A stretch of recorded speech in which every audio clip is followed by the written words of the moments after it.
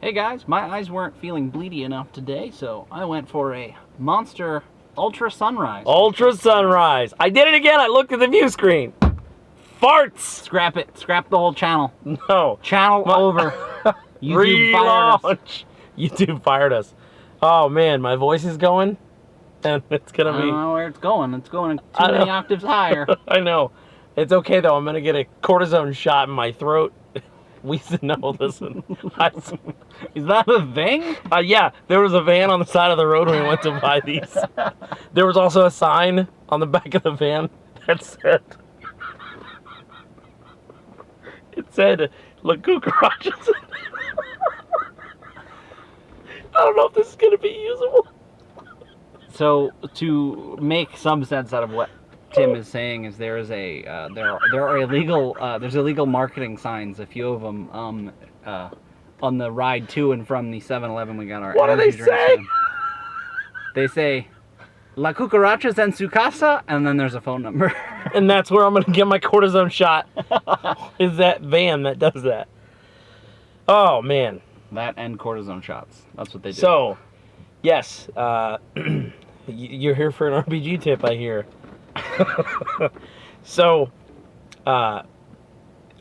when you're stuck in a campaign, and you run a few sessions, and you think, all right, well, what do I do next? This came up in a conversation with a good friend of ours, Barker, from Be a Better Game Master. We were like, the characters aren't the only ones leveling, so are the NPCs. Yeah, So are the leveling villains. up is a lot of times they explain. Well, it depends on who you talk to. I don't remember exactly what the player's handbook says, but the idea is leveling up isn't.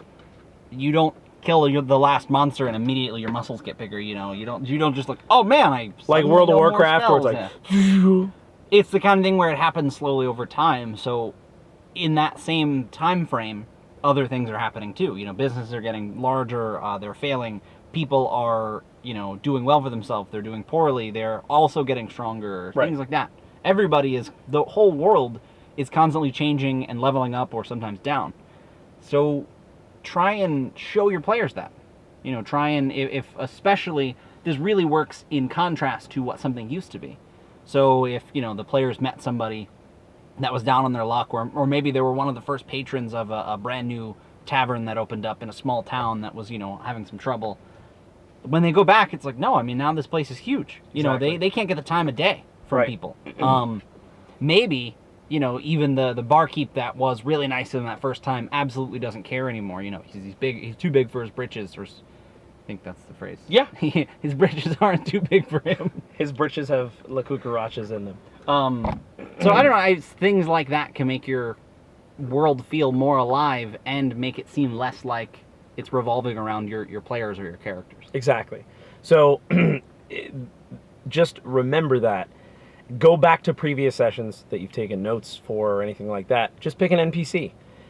Make that NPC who was simply just, maybe he was sweeping out the stables. Make him now have worked up to a deputy sheriff. Because the characters may have interacted with him or her in a different way, and now they're in a different station. And what does that bring? So, the characters aren't the only ones leveling up, or just the villains. So, try to use that. If you're stuck looking for a plot hook, say, okay, whose story changed since the last time we saw them? So yeah, I think that's pretty much it. This has been Offhand Attack, where James and I go get an energy drink, and then we just horse off, and then try to give you an actual usable tip. So until next time, may your dice roll high. I almost said La Cucarachas in su casa.